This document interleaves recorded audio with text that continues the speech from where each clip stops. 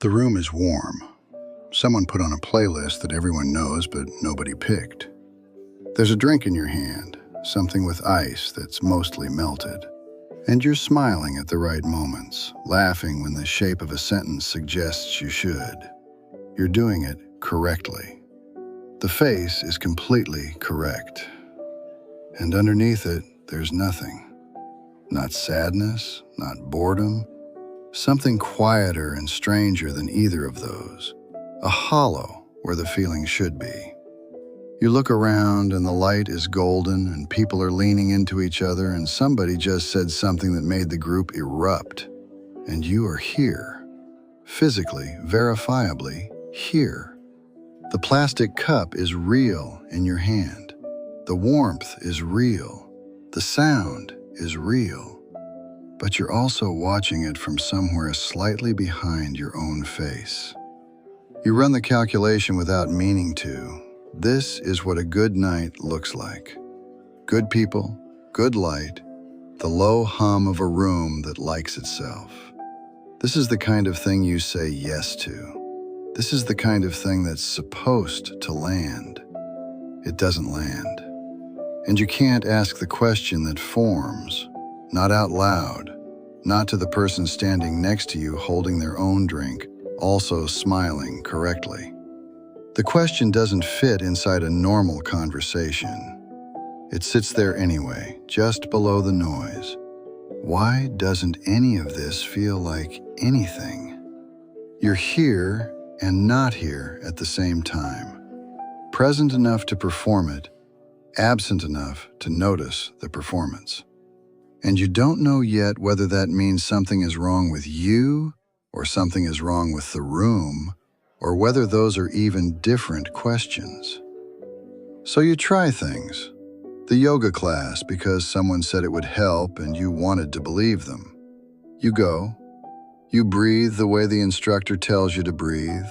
You lie on a mat in a warm room with 12 other people and stare at the ceiling and wait for something to shift. For 6 weeks you do this.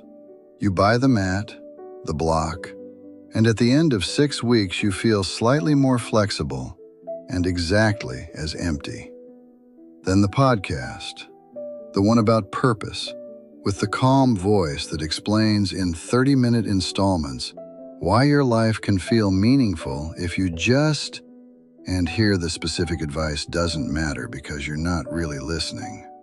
You're on a commute that feels like it's happening to someone else, earbuds in, nodding at nothing, watching your own reflection slide across the train window. The host sounds certain. That certainty is the whole thing you're consuming. You finish the episode and open a new one immediately, the way you eat when you're not hungry. And then one night, past 1 a.m., the room dark except for the phone, you type it into the search bar. The words feel embarrassing even in your fingers. Why do I feel empty? You hit search and the screen fills up. Millions of results. Tens of millions. Articles, forums, Reddit threads, entire communities of people who typed the exact same thing in the exact same dark. And instead of feeling less alone, you feel something worse. You feel the scale of it. All those people, all those screens glowing in all those dark rooms, everyone searching. The search bar has become its own kind of proof, not that an answer exists, but that the question does, that you've been carrying it, that apparently almost everyone is carrying it.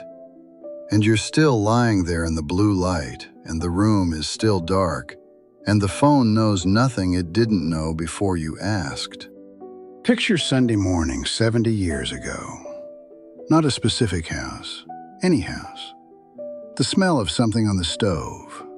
Someone dressed in clothes that meant you were going somewhere. The particular weight of a day that had a shape to it before you even opened your eyes. Sunday had a before and an after. It had a reason to get up, a place to be, a table where people sat without anyone deciding to sit there. It was prearranged. Now picture Sunday morning now. The cold coffee you forgot about. The phone face down on the mattress. The specific silence of a morning with no structure. Not peaceful silence, the other kind. The kind that asks you what you want to do with the day and waits. Nobody's coming. Nothing's been arranged. The day is entirely yours, which should feel like freedom and somehow feels like the opposite. You live in a building where you don't know the names of the people on the other side of your wall. You've heard them argue. You've heard them laugh.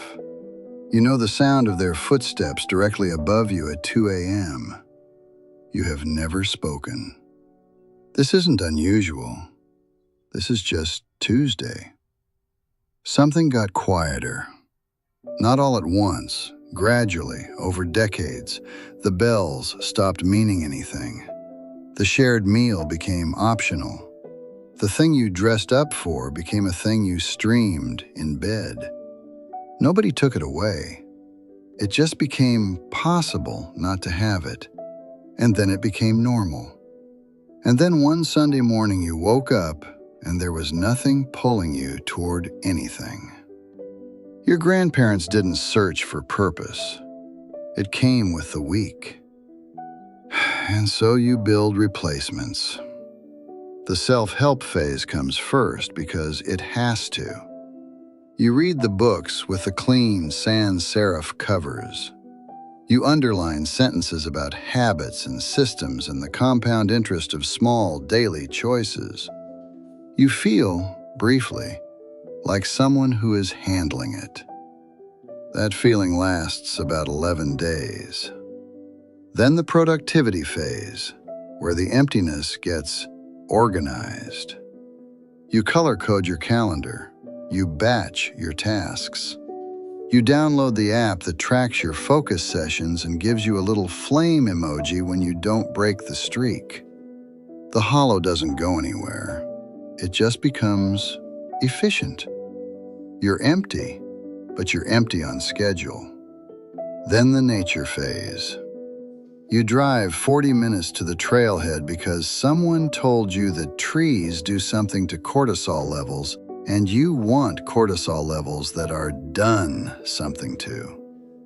You walk. The light comes through the canopy in that way it does. And somewhere around the second mile you realize you've been composing the caption the whole time. The angle for the photo. Whether to use the word grounding or just let the image speak. You're standing in the woods and you're not in the woods at all. The $47 brunch. The eggs are perfect. The light in the room is warm. You're here, present, doing a nice thing on a weekend. The bill comes and you split it 6 ways and someone makes a joke and everyone laughs, including you. None of it is bad. That's what makes it so difficult to explain. The hike was actually beautiful. The brunch was genuinely good. These aren't wrong answers.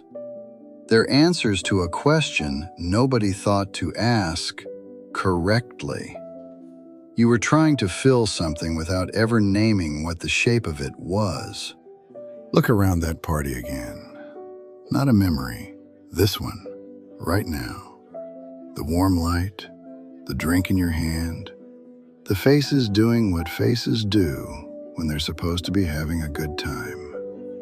Look at the person laughing near the window. Look at the one refilling their glass for the 3rd time. Look at the one on their phone in the hallway, thumb moving, not reading anything. You've been watching them all night thinking, what's wrong with me that I can't feel what they're feeling? Here's what nobody tells you. They're thinking the same thing about you. Almost everyone in that room is wearing the correct smile and wondering underneath it why the warmth doesn't reach. Almost everyone drove home from the last gathering and sat in the car for a few extra minutes before going inside. The hollow you've been carrying like a private shame, it's not yours. It's the weather, and you can't fix weather. The party is still going. Same golden light, same laughter arriving in waves from the kitchen. You're holding the same drink and the ice has almost melted, and someone across the room is telling a story that everyone's laughing at, including you. And now, for just a second, you see the room differently. Not the faces, behind the faces. The small mechanical effort behind each smile. The way everyone's eyes check the room between sentences, making sure they're landing right, making sure they look like someone who belongs here, like someone who's fine. You're not the only one performing. Every single person in this room is performing. There's a word for this, for the specific quiet of a life that fits correctly on the outside and holds nothing on the inside. The word is anomie, and it's older than you. It's older than your grandparents. It's been the weather for a long time. Most people just never learned its name. You inherited the furniture, but not the house. You're standing in a field, holding a dining table, wondering why nothing feels like home. Not a flaw in how you were assembled, not a phase, not something a better morning routine would fix. The emptiness you've been treating like a malfunction specific to you, it's not a crack in your life. And you're not standing in it alone. You were never broken. The floor was. And there's another feeling that lives right next to this one, almost its opposite and somehow exactly the same. The feeling of wanting something you can't name well enough to go looking for it.